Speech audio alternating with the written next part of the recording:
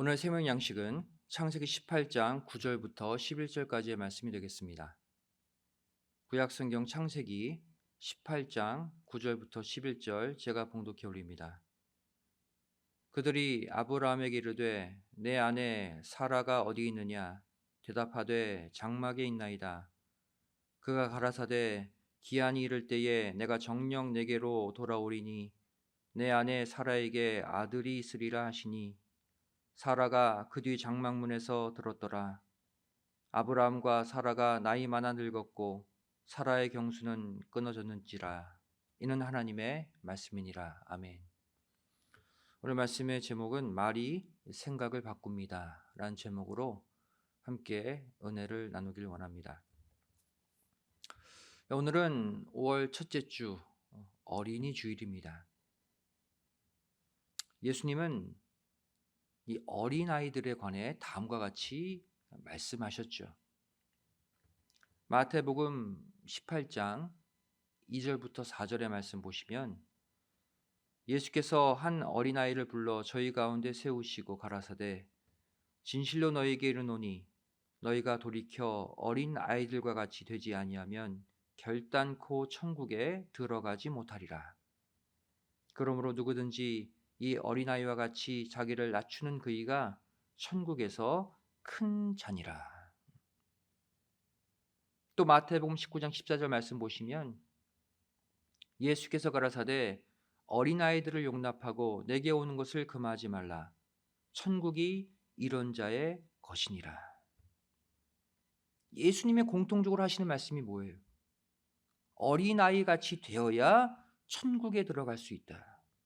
천국은 어린아이가 되는 자들이 차지하는 곳이다라고 말씀하고 계시죠. 여러분, 막 태어난 갓난 아기 보세요. 아무런 걱정 근심 없이 그냥 엄마 아빠가 빵긋 웃어주면 해맑게 웃고 해맑게 그 엄마 아빠를 바라보고 있잖아요. 그 안에는 어떠한 세상의 죄악의 그늘도 느껴지지 않습니다. 그 갓난 아기의 그 마음을 회복해서 들어가는 곳이 천국이라는 거예요. 우리가 오늘 어린이 주일을 맞이해서 그동안 세상에 찌들고 굳어졌던 그 마음을 어린아이의 마음으로 회복하는 모두가 되시기를 주님의 이름으로 간절히 축원드리겠습니다. 우리가 일상생활에서 가장 많이 하는 것이 바로 이 말입니다. 그래서 말에 관한 많은 속담들이 있죠. 말이 씨가 된다. 말이 씨앗이래요. 열매를 맺게 하는. 또 말하는 대로 된다. 또 한국 속담에 말 한마디로 천냥빚을 갚는다. 말이 그토록 중요하고 삶에 많은 영향을 주는 것이 말이라는 거예요. 오늘 본문은 아브라함 99세, 사라 89세 때 하나님이 아브라함에게 하신 말씀입니다. 근데 내용을 가만히 보면 그 타겟은 아브라함이 아니라 사라였다는 것이죠. 아브라함에게 말씀을 하시는데 사라를 향한 말씀이었어요. 오늘 본문 9절 말씀 보시면 내 아내 사라가 어디 있느냐? 먼저 사라를 물으시고 그 다음 10절, 11절의 내용을 말씀하시죠. 그렇다면 왜 하나님은 아브라함보다 사라에게 더 신경을 쓰셨을까요? 둘 다 나이 많은 노인들입니다. 여러분, 아기는 여자가 낳죠. 다시 말해 아이를 낳지 못하는 몸의 상태를 가장 잘 아는 사람은 남자가 아니라 여자라는 거예요. 좀 아브람, 사라 모두 늙었습니다. 즉 노년에 아이를 얻을 것이다. 누가 더 믿기 힘들다는 거예요. 남자보다 자신의 몸 상태를 더 잘 느끼는 여자가 더 믿기 힘들다는 거예요. 그래서 오늘 본문 말씀은 사라를 붙잡아 주시기 위한 말씀인 것이죠. 이전부터 하나님은 아브람, 사라 부부에게 아들을 주시겠다고 여러 번 반복해서 말씀하셨습니다. 창세기 13장 16절 말씀 보시면 네 자손이 티끌같이 많게 만들겠다 그랬죠. 또 창세기 15장 5절 말씀 보시면 네 자손이 하늘의 별과 같이 만들겠다 그랬어요. 아들 한두 명 주겠다라는 약속이 아니었습니다. 무수히 많은 자손을 주겠다고 여러 차례 말씀하셨어요. 하지만 현실은 어떻습니까? 아브라함 나이 99세가 되었는데도, 사라의 나이 89세가 되었는데도 첩의 자식 이스마엘 외에 사라를 통해 낳은 자녀가 단 한 명도 없었습니다. 게다가 본문 11절 말씀 보시면 사라의 경수가 끊어져서 물리적으로 아예 아기를 낳을 수 없는 상태까지 되고 말았어요.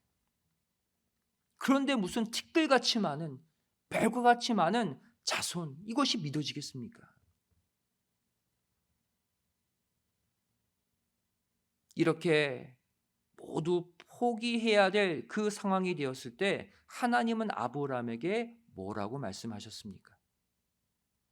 오늘 보면 10절 말씀 보시면 기한이 이를 때에 내가 정녕 내게로 돌아오리니 내 아내 사라에게 아들이 있으리라. 여기서 기한이 이를 때라고 아기를 낳는 시점을 말씀해 주셨죠. 이것을 원문에 가깝게 개역 개정으로 번역해 보면 내년 이맘때예요.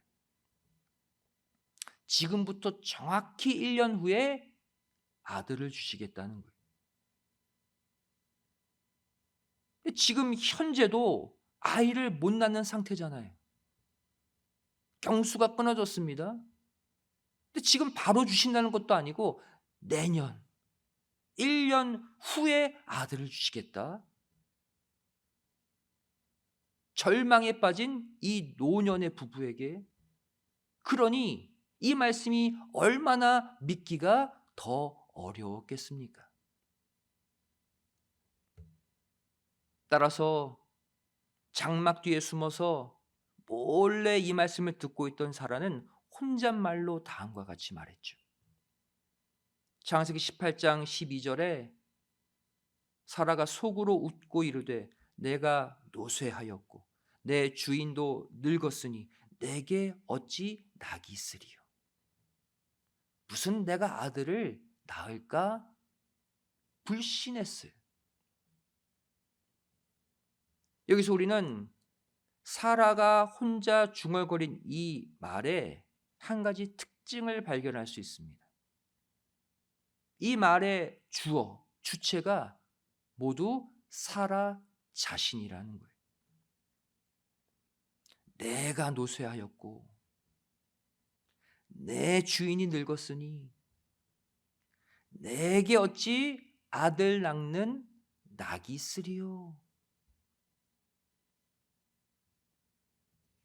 우리는 보통 이렇게 알고 있죠. 생각이 말을 지배한다. 생각한 것이 결국 말로 나오게 되어 있다. 이것은 분명 정확히 맞는 말입니다. 은연중에 자기 생각이 말로 흘러나오게 되어 있어요. 생각이 말을 지배합니다. 요새 세상의 말들 한번 들어보세요. 뉴스, 인터넷, 유튜브에서 나오는 모든 말들 들어보세요. 대부분이 다 사건, 사고에 관한 뉴스뿐이죠.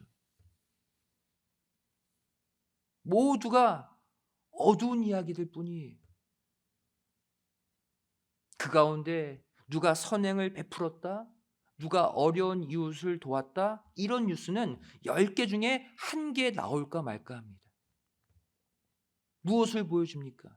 현재 이 세상 사람들의 생각을 이 뉴스에서 흘러나오는 말들이 보여주고 있는 거예요. 어두운 생각들, 낙심과 또 격분하고 서로 싸우는 그런 생각들로 가득하다는 거예요. 그렇다면 이런 세상의 생각에 영향받지 않고 사는 방법이 무엇일까요? 반대로 나의 말이 나의 생각을 지배하게 만드는 것입니다. 이것이 가능하다는 거예요.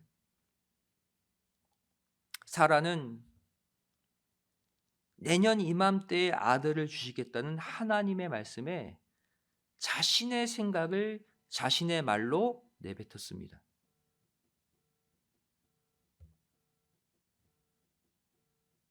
내가 늙었는데,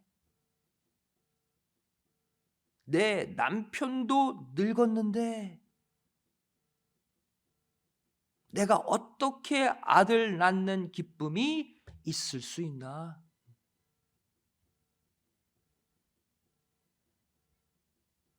다 주어가 나예요. 그리고 낙심의 소리를 계속해서 내뱉었죠.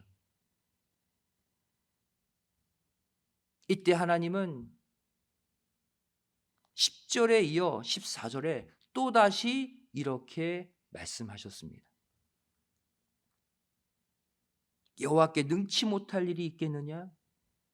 기한이 이를 때에 내가 내게로 돌아오리니 사라에게 아들이 있으리라. 똑같은 말씀을 다시 하셨는데 여기에 추가된 말이 하나 있어요. 바로 여호와께 능치 못한 일이 있겠느냐. 왜 하나님은 이 말을 추가하셨을까요? 사라가 하도 믿지 못하니까 하나님이 답답하신 거예요. 속상하신 것이죠. 야, 내가 못하는 일이 어딨어. 그리고 다시 한번 내년 이맘때 사라에게 아들이 있을 것이다 말씀하셨어요.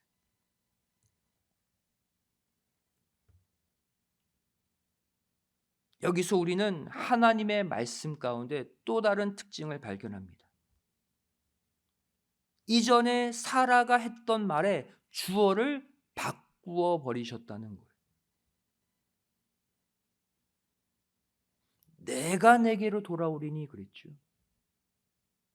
내가 사라에게 아들이 있게 하리라.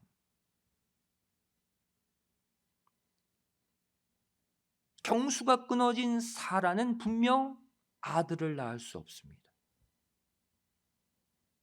또 그러한 사라보다 10살 더 많은 아브라함도 자신의 능력으로 아들을 낳게 할 수 없어요.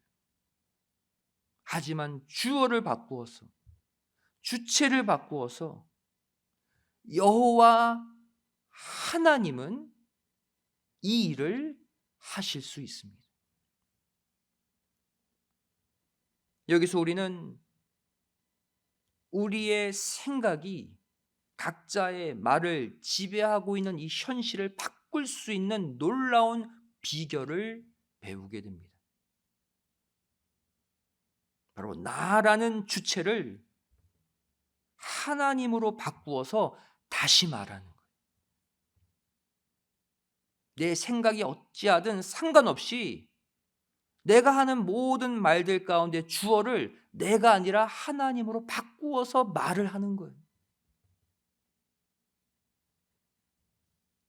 하나님은 내 남편, 내 아내를 바꾸실 수 있다. 하나님은 내가 못하는 내 자녀를 회복시키실 수 있다. 나는 못하지만 하나님은 내 직장, 내 학교 생활을 책임져 주실 수 있다. 하나님은 내 몸을 다시 건강하게 만드실 수 있다. 하나님이 서로 간에 쌓인 오해, 갈등, 미움, 다툼을 해결하실 수 있다. 나라는 주어를 넣어서 하면 아무것도 할 수 없지만 주어를 바꿔서 하나님을 거기 넣으면 다 되는 거예요.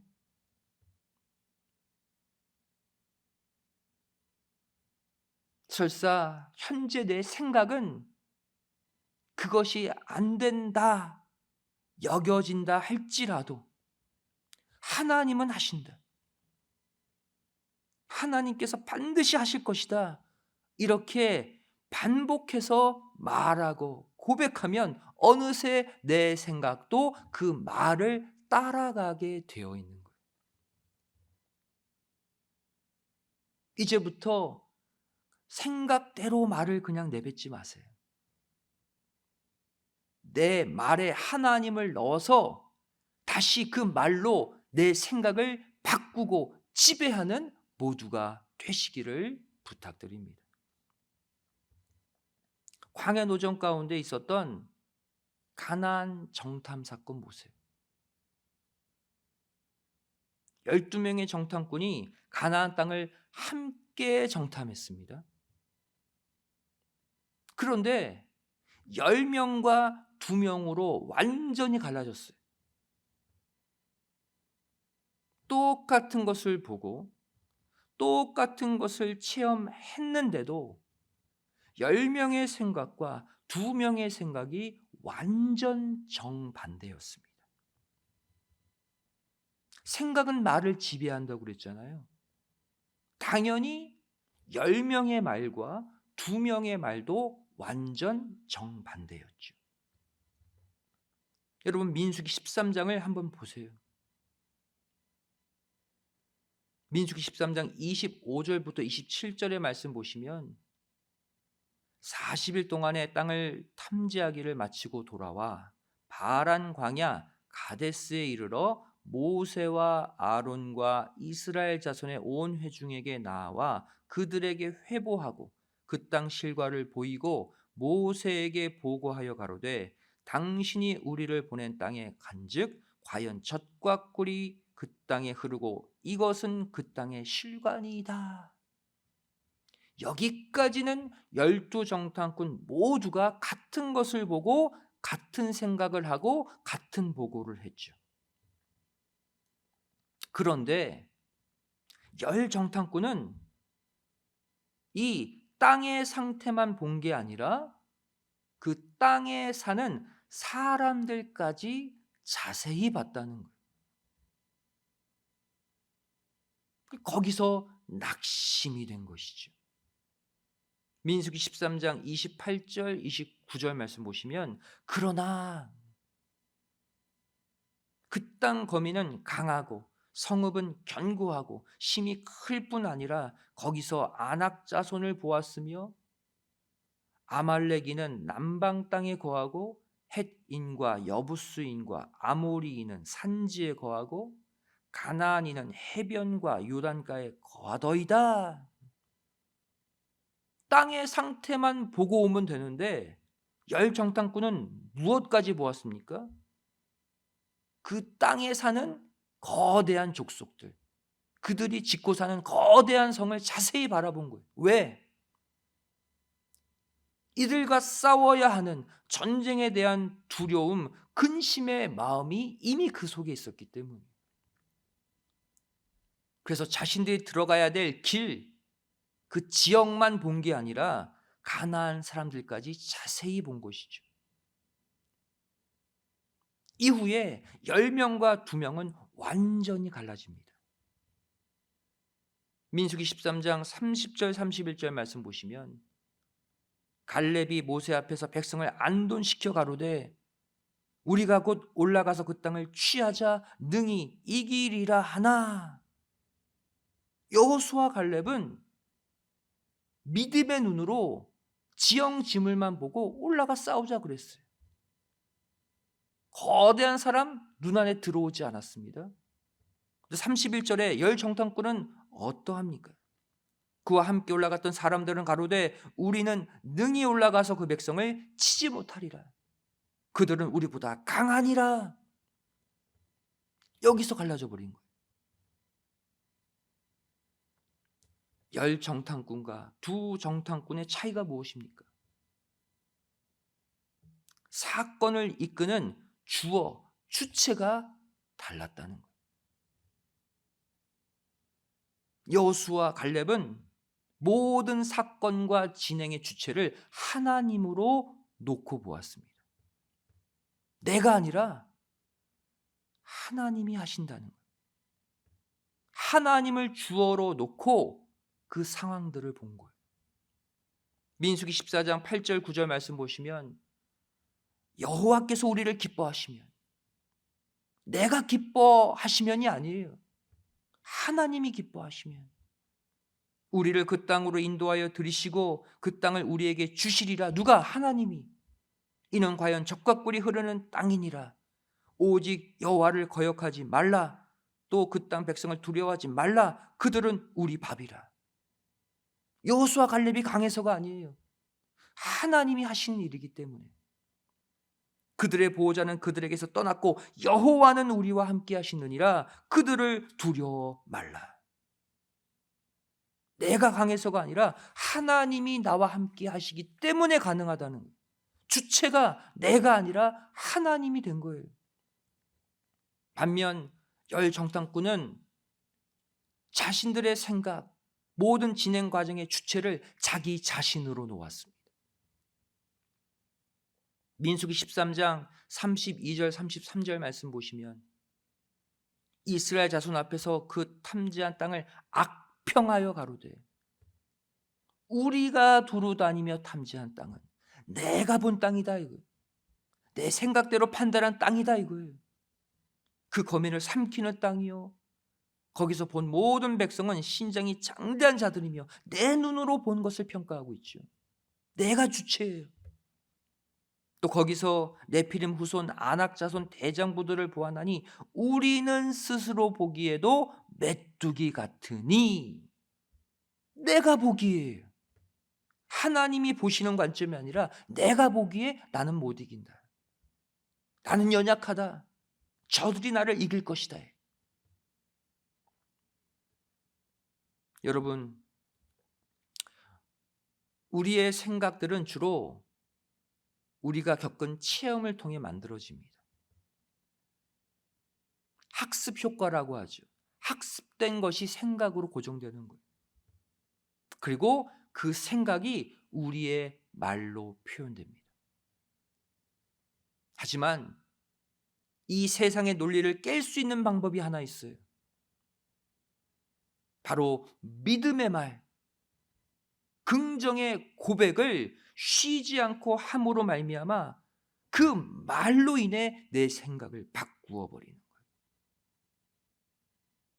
말로 하여금 생각을 지배하게 만드는 거예요. 믿음의 말로. 여러분, 이제부터 말을 할 때마다 내 생각대로 말하지 마시고, 내가 주체가 되어 말하지 마시고, 하나님이 주체가 되는 말을 일부러 내뱉으시기 바랍니다. 습관적으로 하나님을 주어로 놓고 말하세요. 야, 나는 직장에서 이 어려운 상황 이겨낼 수 없어. 나 어떡하지? 이렇게 말하는 대신 하나님이 나와 함께 하시면, 하나님이 이 일에 개입하시면 하나님은 하실 수 있지, 이렇게 말하시라는 거예요. 내가 내 가족, 내 자녀와 대화하고 소통하고 싶은데 계속 막혀. 이거 어떡하냐? 이렇게 말하는 대신 하나님이 내 가족, 내 자녀의 마음을 만져주시면 그럼 한순간에 풀리는 거 아니야? 이렇게 나의 말에 주어를 바꾸시라. 야, 나 저 사람 정말 미워. 나 저 사람 보고 싶지 않아. 나 저 사람과 절대 화해하지 않을 거야. 내 생각대로 말하는 것이 아니라 하나님이 개입하시면 되지 않을까? 하나님이 나와 그 사람의 마음을 만져주시면 다 풀리는 거 아니야? 이렇게 말하시기 바랍니다. 이렇게 모든 생활의 영역에서, 그게 교회가 됐던, 가정이 됐던, 직장이 됐던, 학교가 됐던, 하나님이 하시면, 하나님이 만져주시면, 하나님이 개입해 주시면 이렇게 주어를 하나님으로 바꾸어서 계속해서 말하고 고백하다 보면 어느새 내 생각, 내 마음도 그렇게 바뀌는 거예요. 그리고 실제 내가 말하고 내가 생각한 대로 모든 상황이 선하게 바뀌게 됨을 꼭 믿으시기 바랍니다. 왜 그래요? 하나님이 하실 거다. 내가 믿고 고백했기 때문에 하나님이 하시는 거예요. 네가 내가 한다고 고백했어? 내가 그 일을 할게. 하나님은 그 믿음의 말을 타고 들어와 일하시는 하나님이심을 믿으시기 바랍니다. 여러분, 5월은 가정의 달입니다. 따뜻한 달이죠. 포근한 달입니다. 이제부터 내 남편, 내 아내, 내 아들, 딸, 또 내 아빠, 엄마, 서로를 볼 때마다 하나님이 함께 하시기, 하나님이 만져주시기, 너는 잘 될 수밖에 없다. 당신은 잘 될 수밖에 없습니다. 이렇게 하나님의 이름을 넣어서 말하고 하나님의 이름으로 격려해 주는 아름다운 믿음의 가정들로 우뚝 서시기를 주님의 이름으로 간절히 축원드리겠습니다. 기도하시겠습니다. 사랑하신 아버지 하나님, 5월 가정의 달을 맞이해서 저희를 가족끼리 또한 이 땅의 사람들 간에 우리가 낙심하고 또 우리가 정말로 부정적으로 보았던 모든 것들을 다시 바꿀 수 있는 하나님의 은혜를 허락해 주심에 감사드립니다. 그동안 내가 생각한 대로 말하고 또 그 말로 인해 서로 상처 주고 낙심되었다면 이제 그 말의 주체를 하나님으로 바꾸어서 하나님이 하신다면, 하나님이 만져주신다면 우리 모두는 살아나고 회복될 것이다. 이렇게 하나님이 주인공 되어 내 말이 바뀌고 내 생각이 바뀌고 내 삶이 바뀌는 놀라운 회복의 5월달이 되게 하여 주시옵소서. 가정의 달을 맞아 가족의 하나님 되시는 우리 아버지 하나님이 우리 모든 가족 구성원들 한 명 한 명을 만져주시고 모든 믿음의 가정들이 하나님의 사랑과 은혜로 회복되고 세워지는 축복의 한 달이 되게 하여 주시옵소서. 믿사오며 사랑 많으신 예수님의 이름으로 간절히 기도드리옵나이다. 아멘. 하나님께 영광 돌리겠습니다.